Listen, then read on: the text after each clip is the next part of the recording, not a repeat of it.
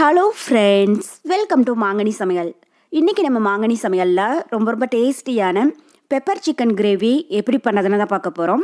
So இந்த chicken gravy நீங்கள் ஒரு முறை செஞ்சிட்டிங்க அப்படின்னா வீட்டில் இருக்கிற எல்லாரும் இனி அடிக்கடி செய்ய சொல்லி கேட்பாங்க. அந்த அளவுக்கு இது ரொம்பவே டேஸ்ட்டாக இருக்கும்.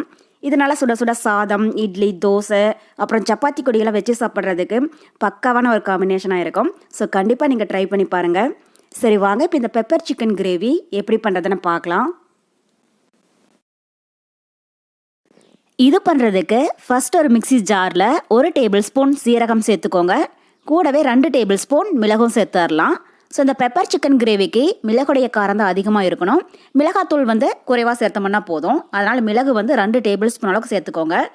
இப்போ இது கூடவே ஒரு 2 இன்ச் அளவுக்கு இஞ்சியை தோலெல்லாம் சீவிட்டு இது மாதிரி சின்ன சின்னதாக கட் பண்ணி வச்சுருக்கேன். அதை உள்ள சேர்த்துடலாம். கூடவே ஒரு 15 பல் பூண்டு. நான் சின்ன சைஸ் நாட்டு பூண்டு சேர்க்கறதுனால 15 பல் சேர்க்குறேன். இதுவே நீங்கள் பெரிய சைஸ் மலைப்பூண்டு சேர்க்குறதா இருந்தால் 10 பல் சேர்த்திங்கன்னா போதும். சேர்த்துட்டு இப்போ இது கூட தேவைப்பட்டால் கொஞ்சமாக தண்ணி விட்டு இதை நல்லா நைஸாக அரைச்சி எடுத்துக்கோங்க. இப்போ இதை அரைச்சிட்டு வந்துடலாம். இப்போ பாருங்கள், மசாலா விழுது ரெடி ஆகிடுச்சு. இந்த அளவுக்கு நல்லா நைஸாக இருக்கணும். நீங்கள் அதுக்கு தகுந்த மாதிரி தண்ணி சேர்த்து அரைச்சிக்கோங்க. இப்போ இது ஓரமாக இருக்கட்டும். அடுத்தது நான் 1 கிலோ அளவுக்கு சிக்கனை நல்லா கழுவி சுத்தம் பண்ணி எடுத்து வச்சுருக்கேன். இப்போ இதில் நம்ம அரைச்சி வச்சுருக்கிற மசாலா விழுதை உள்ளே சேர்த்துடலாம். சேர்த்துட்டு கூடவே 1/2 கப் அளவுக்கு புளிப்பில்லாத தயிர் சேர்த்துக்கோங்க. தயிர் சேர்க்கிற போது நமக்கு சிக்கன் கிரேவி நல்லா டேஸ்ட்டாகவும் சிக்கன் சாஃப்ட் அண்ட் ஜூஸியாக இருக்கும். அதுக்காக தான். நீங்கள் விருப்பப்பட்டால் இன்னும் கொஞ்சம் எக்ஸ்ட்ரா கூட சேர்த்துக்கோங்க. கூடவே இந்த சிக்கனுக்கு தேவையான அளவு உப்பும் சேர்த்துட்டு இப்போ இதோட டைம் நல்லா கலந்து விட்டுறலாம். இந்த மசாலா எல்லாமே சிக்கனில் நல்லா கோட் ஆகிற மாதிரி இதை கலந்து விட்டுருங்க. இப்போ பாருங்கள், இதை நல்லா கலந்தாச்சு. மசாலா எல்லாமே சிக்கனோட ஒன்றா நல்லா சேர்ந்து வந்திருக்கு. இப்போ இதை ஒரு மூடி போட்டு மூடி வச்சுடுங்க. 1/2 மணி நேரத்துக்கு சிக்கன் மசாலாவிலையும் நல்லா ஊறட்டும். அதுக்கப்புறமா நம்ம சிக்கன் கிரேவி ரெடி பண்ண ஆரம்பிச்சிடலாம். இப்போ இது ஓரமாக இருக்கட்டும். இப்போ அடுத்தது ஒரு கடாயில் 4லேருந்து 5 டேபிள் ஸ்பூன் எண்ணெய் விட்டு சூடுபடுத்திக்கோங்க. இப்போ எண்ணெய் நல்லா சூடானதும் இதில் 1 இன்ச் அளவுக்கு பட்டை, 5 லவங்கம், 1/2 டீஸ்பூன் சோம்பு சேர்த்துக்கோங்க. இது லைட்டாக கலர் மாறினதும் இதில் கொஞ்சமாக கருவேப்பிலை, அப்புறம் பெரிய சைஸில் 2 பெரிய வெங்காயம் நல்லா பொடியாக கட் பண்ணி வச்சுருக்கேன். அதை உள்ள சேர்த்துடலாம்.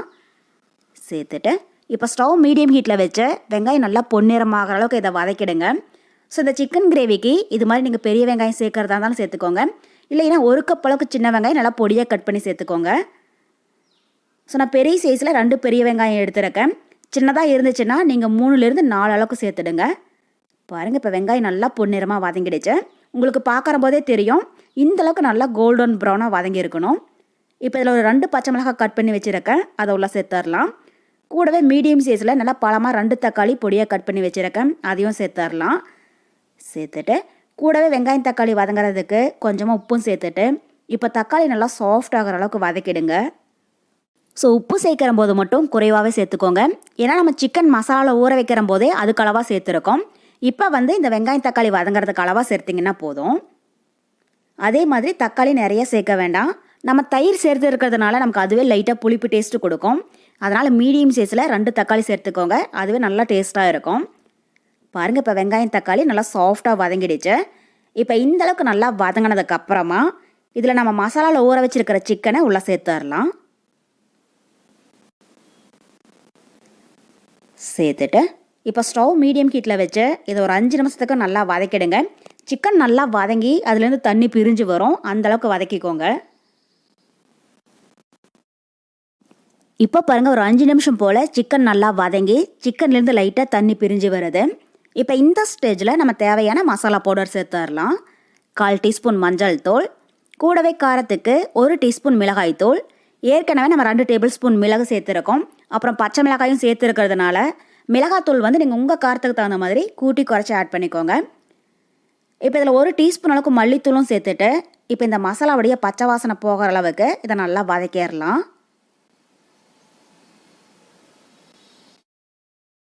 பாருங்கள், இப்போ மசாலாவுடைய பச்சை வாசனை போய் சிக்கன் நல்லா வதங்கிடுச்சு.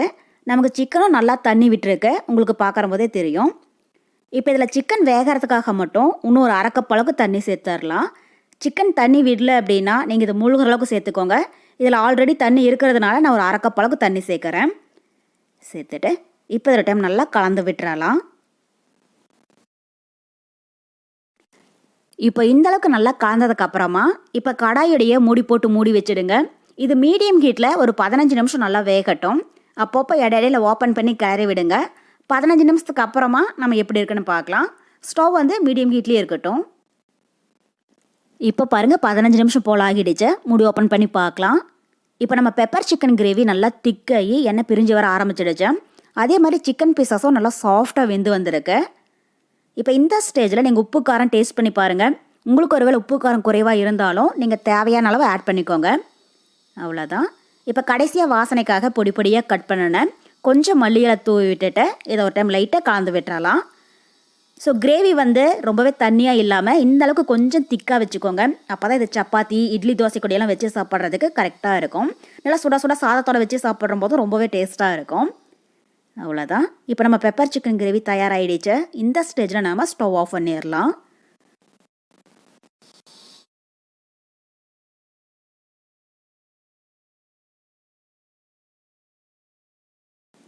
அவ்வளோதான். இப்போ நம்ம பெப்பர் சிக்கன் கிரேவி ரொம்ப ரொம்ப சூப்பராக தயாராகிடுச்சு. இது எல்லா விதமான டிஃபன் வெரைட்டி அப்புறம் ஃப்ரைட் ரைஸ் ஒயிட் ரைஸ் கூடலாம் வச்சு சாப்பிட்றதுக்கு ரொம்பவே பக்காவாக இருக்கும். ஸோ கண்டிப்பாக நீங்கள் செஞ்சு பாருங்கள். வீட்டில் எல்லோரும் ரொம்ப ரொம்ப விரும்பி சாப்பிடுவாங்க. செஞ்சு பார்த்துட்டு எப்படி இருக்குன்னு மறக்காமல் கமெண்ட் பாக்ஸில் சொல்லுங்கள்.